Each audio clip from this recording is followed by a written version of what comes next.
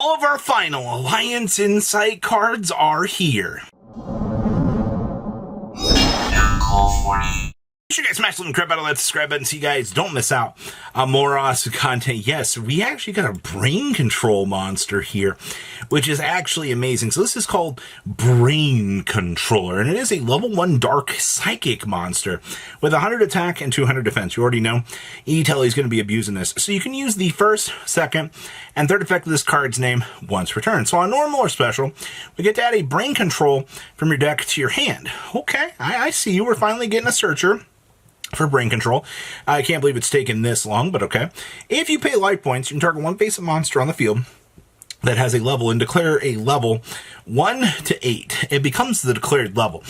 The fact that Konami made a card out here that basically, if you pay life points, you can now level modify your opponent's stuff to quite possibly mess them up. That is really good. And if this card is sent to the graveyard as synchro material, you can special summon it to your opponent's field in defense position, but its effects are negated. They didn't want your opponent to basically be able to mess you up on the reverse end out here of the level modifier, which is actually pretty freaking cool. I do think that having an E-Telly target that can search for brain control, that can hand itself over to the opponent's field, is quite ingenious, actually. That means that we can use, I believe we can brain control right back on over to our field so that we get the extra little 1-star.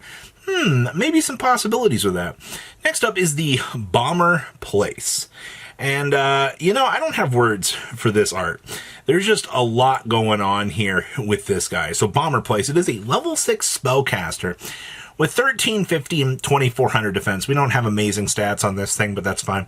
But once per chain, you can pay 600 life points to activate one of these effects. Okay, so we do like our once per chain effects. Our first effect, if you control monsters of each level from 1 to 6, choose one face-up monster your opponent controls that has a level, and destroy all other monsters they control with an equal level, rank, or link rating. That's interesting.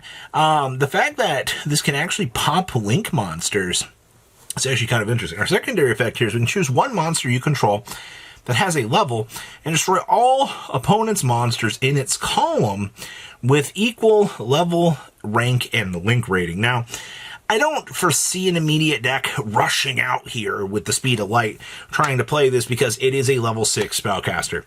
That is rough to try to accommodate for, and that really stinks. But Konami tried out here to give something to what I feel is S-Force at this point in time. Having some extra little column stuff is sometimes warranted, and I'm not going to hate them for trying out here, but the card just kind of feels short for what they were trying to do. If it was a little bit more of an extender, I would have forgiven it. Next up here is our Do It Early, Do It Together. So this is another one of those little lore cards that we've had kind of being produced out here for a little while. So if you do not have Do It Early, Do It Together in your graveyard, banishment, or if you do not have Do It Early, Do It Together in your graveyard, banishment, and face-up field, banish the top 7 cards from the top of your deck face down. Your opponent banishes 7 cards from their extra deck and or the top of their deck face down. Now, to be honest with you, the fact that it does give your opponent the choice to banish, your opponent banishes 7 from the deck and or top of the deck, that's interesting. But if you're playing a deck out strategy, if you are able to accomplish this, it's a free banish 7. So another gimmicky card. I don't think there's anything wrong with it, but that's fine. Next up is the 7-star Sky Style Batatsu Jutsu Hagun. I feel like there is lore to be had here with this art, but this is actually pretty cool. So you can activate one card with this card's name per turn. So we can target one face-up monster you control, equip one level 7 monster from your hand or deck with the same type but a different name to it as an equip spell, and it gives 700 attack, but return that monster card to the hand during the end phase. So I can equip a Kashtira monster and bounce it on back. I can summon a Dark Magician, or I can equip a Dark Magician off of this and add it back to my hand. I feel like your real power with this might be possibly combining this with Regenesis.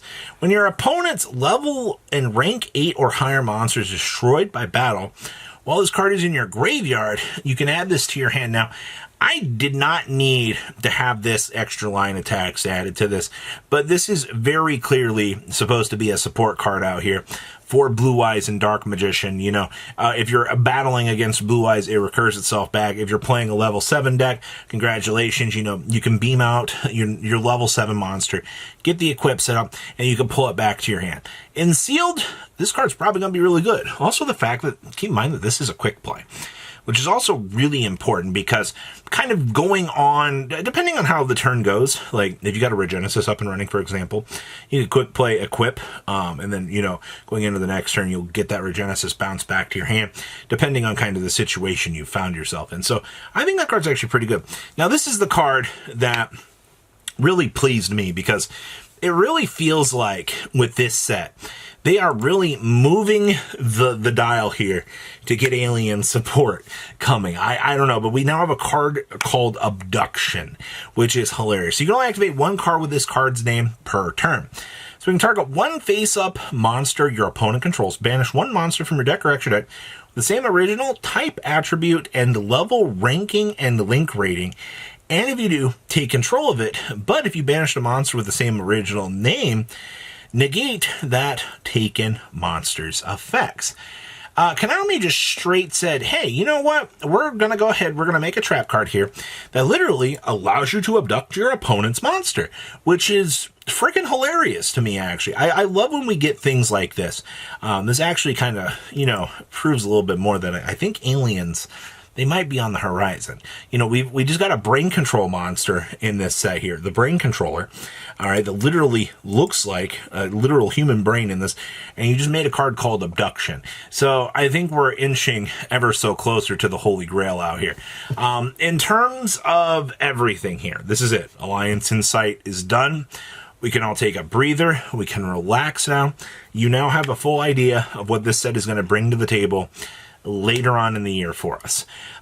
Set looks absolutely amazing right now. We will see the actual meta impact of this set, though, on the OCG starting this Saturday when, you know, tourneys begin and things like that. So we will see, you know, if there is a little bit of an impact out here with this for the most part. But outside of that, these last little cards were pretty cool. Really wish they would have carded some of these, but I'm down with that. So please leave a comment down below. Tell me what you guys think, and I will see your beautiful faces back here in a day, guys. Patrons, thank you.